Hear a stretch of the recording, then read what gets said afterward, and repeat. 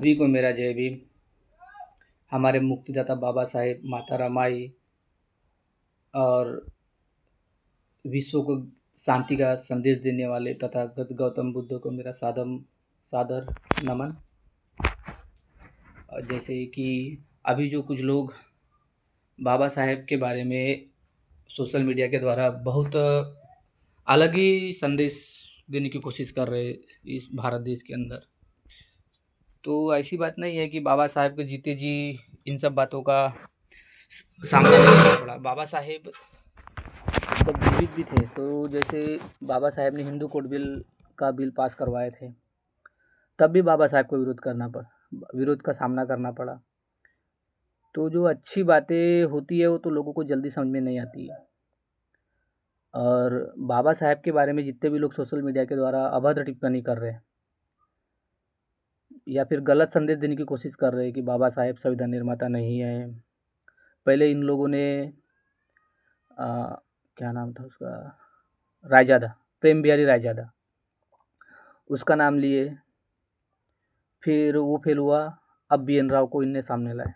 BN. Rao सलाहकार के रूप में रहे होंगे, अब उनके बारे में उतना नहीं जानता, उनका योगदान तो रहा होगा, पर जो मेन आर्किटेक्ट होता है उसी का नाम आता है। तो इस तरह कुछ लोग, और जैसे ग्वालियर में बाबा साहेब की मूर्ति को लेकर जो विरोध चल रहा था, मूर्ति तो शायद अभी लगी नहीं है, लगने वाली है। तो अनिल मिश्रा हो गया, गौरव व्यास, पवन पाठक और भी साथी, और एक उनका चेला मोहित ऋषिश्वर, ये लोगों ने जो बाबा साहेब के बारे में गलत नैरेटिव समाज के अंदर सेट करने की कोशिश कर रही कि बाबा साहेब जो अंग्रेज़ों की तरफ से थे, ऐसा ही बोलना है उनका। तो ऐसा नहीं है, उनको मालूम था अगर अंग्रेज़ लोग बिना हमको न्याय दिए चले जाएंगे तो ये लोग हमको तो न्याय देने वाले है ही नहीं। इनको मालूम था सदियों से जिन लोगों ने हमको इतना सताया है, हमारे समाज को सताया है शूद्र बोलकर, तो ये लोग क्या देश की आज़ादी के बाद हमको ऐसे ही छोड़ देते? नहीं, वो तो और भी अपने, अगर बाबा साहेब भारतीय संविधान में नहीं होते तो ये हमको किसी भी तरह का कोई अधिकार देने वाले थे नहीं, इतना तो हम जान गए। तो बाबा साहेब के हमारे ऊपर बहुत उपकार है। बाबा साहेब ने अपने जितने भी समाज के, उन्होंने किसी भी जाति के वो महापुरुष जैसे गौतम बुद्ध हो गए, अपने महाराज साहू महाराज हो गए, संत रविदास हो गए, संत कबीर हो गए, तो उन्होंने उनके विचारों को भारतीय संविधान में कलम के रूप में डाल दिया, लिख दिया। ये उन्हीं के विचार थे पूरे। तो और जैसे ग्वालियर में बाबा साहेब की मूर्ति का विरोध के चलते, और एक है स्वामी आनंद स्वरूप, तो ये बाबा साहेब, उनको मालूम है कि हिंदू राष्ट्र में ये हिंदू राष्ट्र बनाना चाहते हैं। तुम बनाओ ना, तुमको मना किसने किया है, बनाओ हिंदू राष्ट्र। पर उनको मालूम है कि हिंदू राष्ट्र के आड़े अम्बेडकरवाद आ रहा है, क्योंकि जब तक भारतीय संविधान है इनका हिंदू राष्ट्र बन नहीं सकता, क्योंकि हिंदू राष्ट्र के लिए उनको मनुवाद लग रहा है। और मनु की मनुस्मृति है, उसमें इंसानियत के नाम पे कुछ भी अच्छा नहीं लिखा है। उसमें जितना भी लिखा है एक समाज के लिए, वो भी ज़्यादातर उस समाज के पुरुषों के प्रति लिखा हुआ है उसमें, कि वो कुछ भी कर सकते हैं अपने मर्जी का। तो इसलिए वो मनुस्मृति लागू करना चाहते हैं। उनको मालूम है हिंदू राष्ट्र होगा तो सब SC ST OBC, यहाँ तक कि महिलाएं भी प्रताड़ित की जाएगी। और हिंदू राष्ट्र बन नहीं सकता भारत देश, धर्मनिरपेक्ष राज्य है, यहाँ सभी जातियों के लोग निवास करते हैं, सभी धर्मों के लोग निवास करते हैं।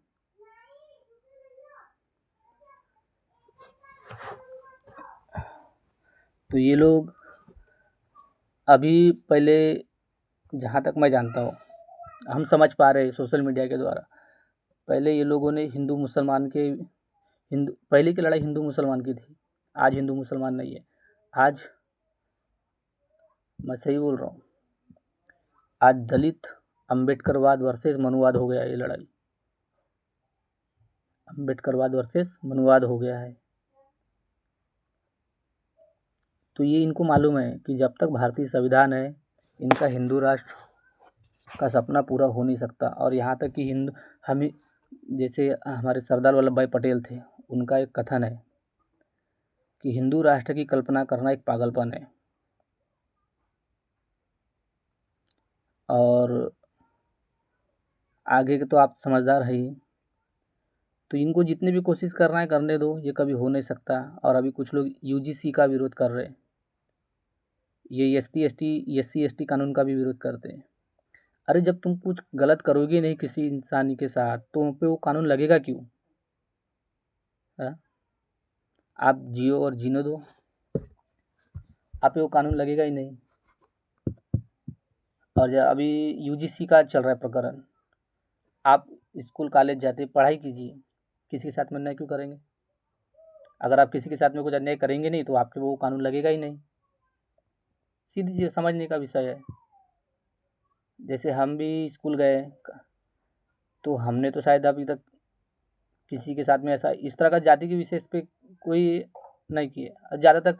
और मैं हम अपने समाज की बता रहा हूँ, हमने कभी किसी जाति का नाम लेकर किसी का नाम ये साथ अन्याय नहीं किया अभी तक।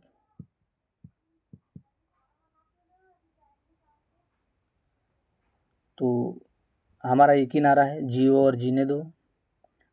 अगला भी इंसान है, हाथ पैर उसके भी बराबर है। अब जैसे कुछ लोग एक स्टेटमेंट बहुत वायरल हो रहा है कि हाथ पैर बराबर है, सब कुछ बराबर है, तो आरक्षण किस बात का? तो हमारा ये कहना है, हाथ पैर बराबर है, सब कुछ बराबर है, इंसान वो भी है, इंसान आप भी हो, तो जातिवाद क्यों? जातिवाद के नाम पे उसकी बलि क्यों? आज जो हमारा रोहित वेमुला भाई था, उसको भी जातिवाद, क्योंकि वो जय भीम वाला था, बाबा साहब का फ़ोटो अपने कमरे में लगाया था उसने बहुत बड़ा, और जय भीम बोलता था। इसी बात को लेकर कुछ मनोवादियों ने उसको टारगेट किया, उसकी स्कॉलरशिप रोक दी गई और उसको आत्महत्या करने पर मजबूर कर दिया गया जातिवाद की वजह से। आज कितने कांड होते हैं जातिवाद के ऊपर, किसी को घोड़ी से उतार दिया जाता है, किसी को मूंछ रखने पर मार दिया जाता है। एक बच्चा जो पानी के मटके को हाथ लगाता है उसको मार दिया जाता है, 6-7 साल का बच्चा था शायद वो। तो मेरे भाइयों, भारत देश एक धर्मनिरपेक्ष राज्य है, इसको धर्मनिरपेक्ष ही रहेगा ये।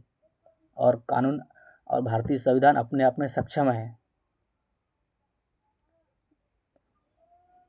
सभी को मेरा जय भीम। अगर मेरी बातें अच्छी लगी हो तो लाइक शेयर जरूर करना मेरे दोस्त। हो सकता है मेरे बोलने में कुछ त्रुटि हुई हो तो माफ़ करना। जय भीम।